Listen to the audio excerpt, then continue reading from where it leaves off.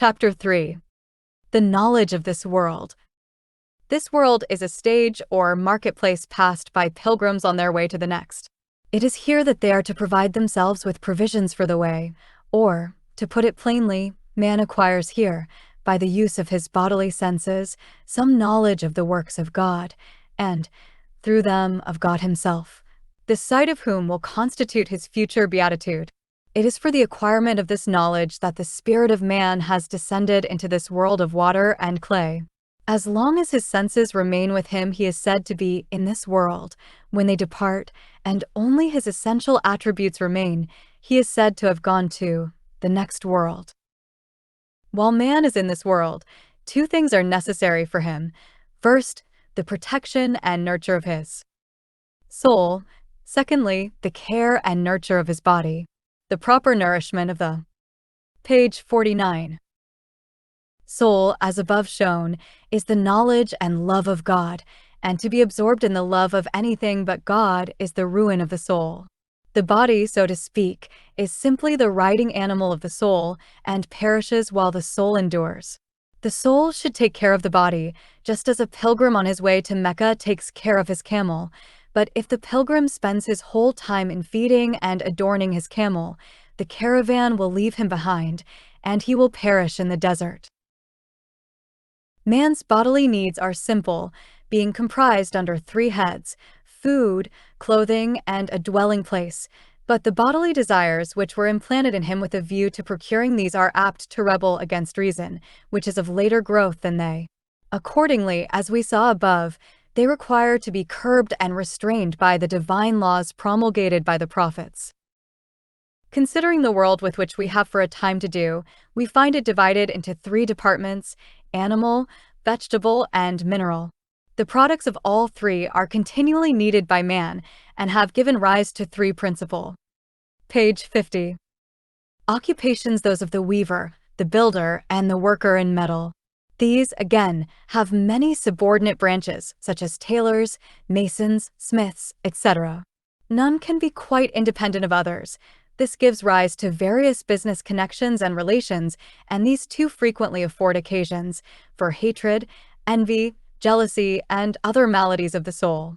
Hence come quarrels and strife, and the need of political and civil government and knowledge of law.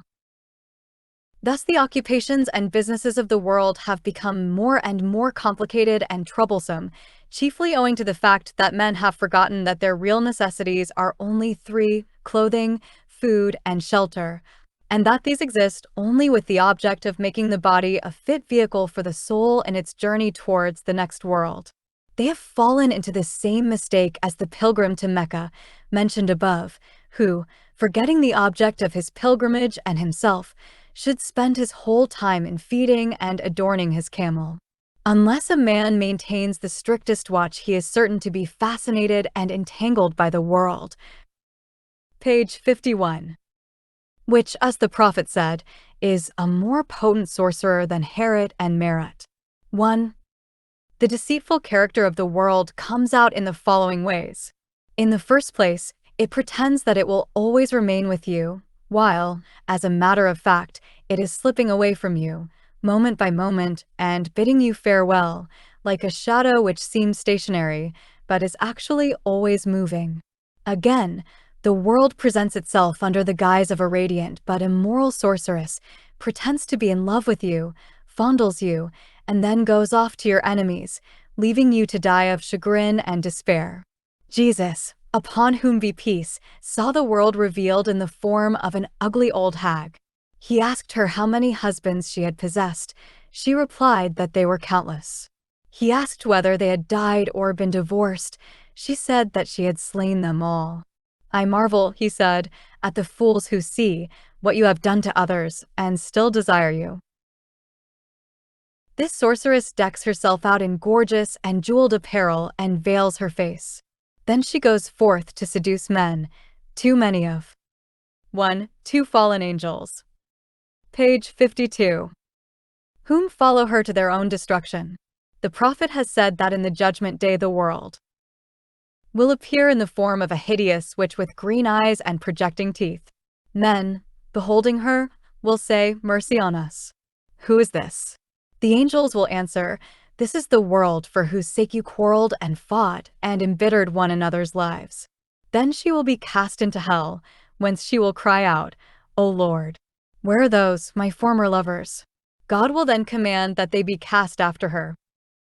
Whoever will seriously contemplate the past eternity during which the world was not in existence, and the future eternity during which it will not be in existence, will see that it is essentially like a journey, in which the stages are represented by years, the leagues by months, the miles by days, and the steps by moments. What words, then, can picture the folly of the man who endeavors to make it his permanent abode, and forms plans 10 years ahead regarding things he may never need, seeing that very possibly he may be under the ground in 10 days. Page 53. Those who have indulged without limit in the pleasures of the world, at the time of death will be like a man who has gorged himself to repletion on delicious viands and then vomits them up.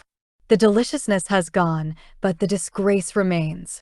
The greater the abundance of the possessions which they have enjoyed in the shape of gardens, male and female slaves, gold, silver, etc., the more keenly they will feel the bitterness of parting from them.